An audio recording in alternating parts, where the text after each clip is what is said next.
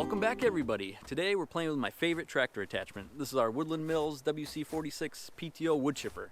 It's rated for between 15 and 30 PTO horsepower. Our 25 horse tractor has about 19 to 20 at the PTO, so it's in the middle lower end of that range, and it works real well for us.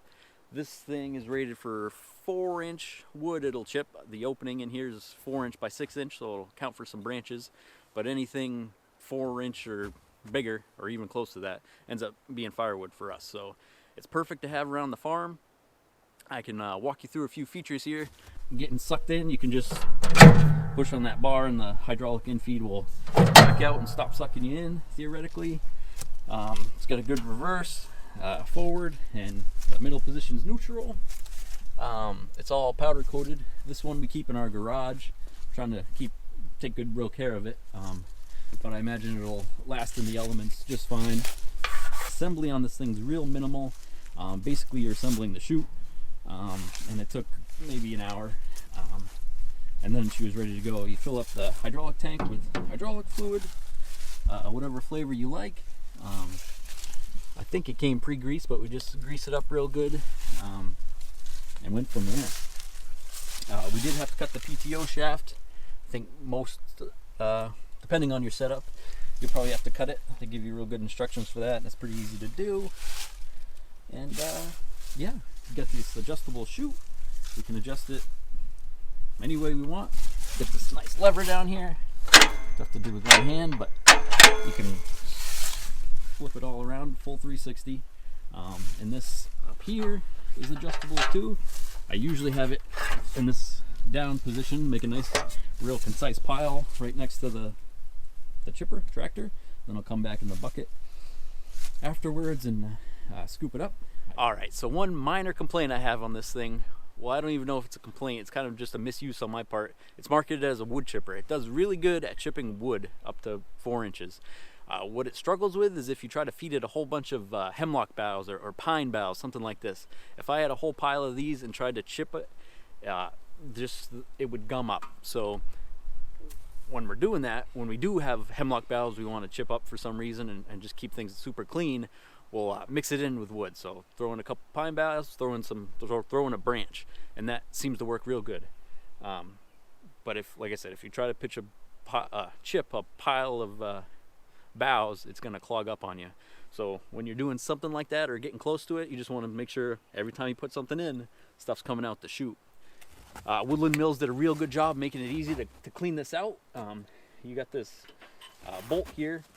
I'd leave it finger tight and it's never come loose on me, but if you do get a little clog, or I guess there's no such thing as a little clog, if it stops feeding, it's gonna clog up pretty good. So you just do that, and then this clamshell tips over and you got access to the flywheel. This is where you change the blades if you ever have to. But yeah, so if this is clogged up, the chute here will be clogged. We take I keep a crescent wrench in the toolbox. We'll just take a crescent wrench, poke that out, and it clears up in no time.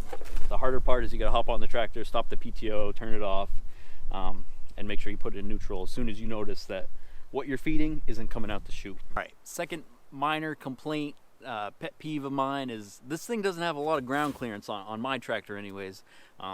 Just the geometry of how the 3-point works. Our 3-point is all the way up, and as you can see, the back end of this is only, well, I guess it's close to 10 inches off the ground. But when I try around the house, you're not going to struggle. But when you try and start going back into the woods, and if you try and take this through a ditch, it struggles. I guess that's the same for a lot of implements.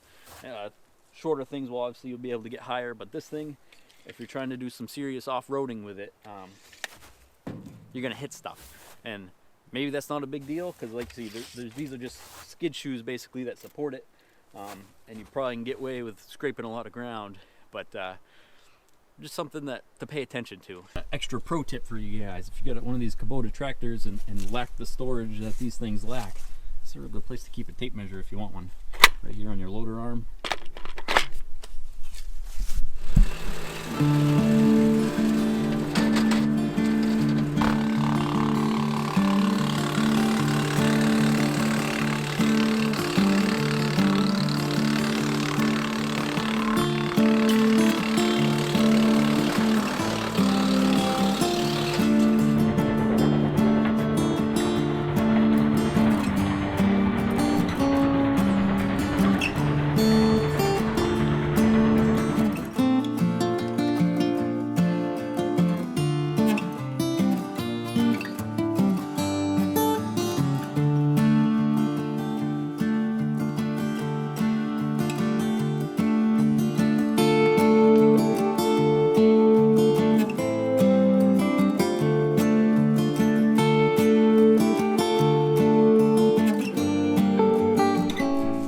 So as you saw, that wasn't no work. It's still work to feed this thing. It's got the hydraulic feed, so a lot of times, depending on what you're chipping, you can just put it in the chute and walk away.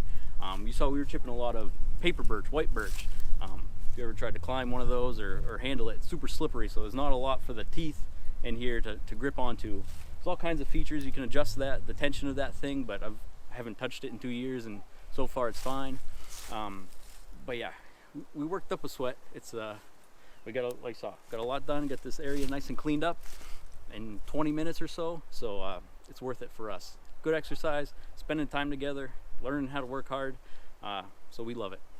So this is why I get so excited about this wood chipper. It's not the tool itself. Yeah, it's fun, but just we were here for 20 minutes and we've got a 4-foot pile of fresh wood chips. We know where it came from, we know what's in it, we know what's not in it. So we use this stuff for all kinds of things. We use it for gardening. Anybody with a homestead can benefit from this stuff. We use it, like I said, in our gardens. We'll put it between the planting rows for weed control. We've got I don't know if you can see it, it's a 16-foot by 16-foot chicken run outdoor, so it's pretty big, and to keep things from getting muddy, we'll put a shallow layer of this stuff down there. Chickens love it, bugs love it, and it just keeps it neat in there and keeps it from getting all muddy. We love this stuff. We put it in our pumpkin patch and we mulch it in. Use it to build the soil. Here, where we are in New Hampshire, you can burn. We have a giant brush pile. Basically, the only time we can burn it, kind of at our will, is when the ground's covered in snow, which isn't right now.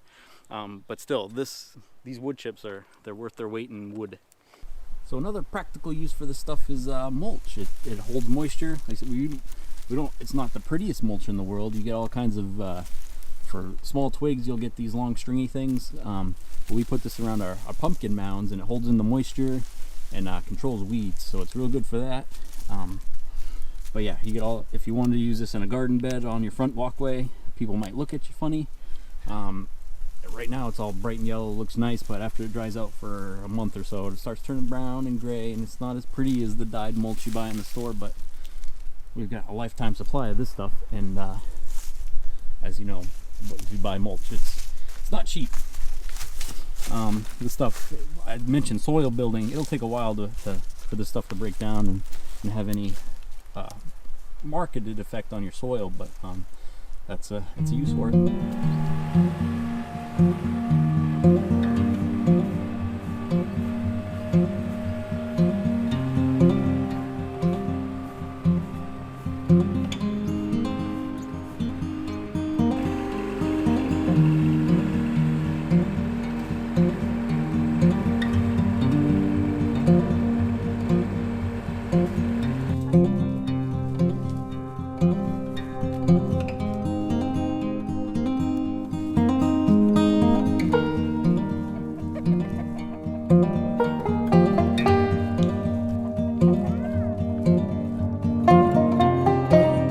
Alright, we've just been zooming around the property the last couple hours, and we've easily got a few yards of fresh wood chips.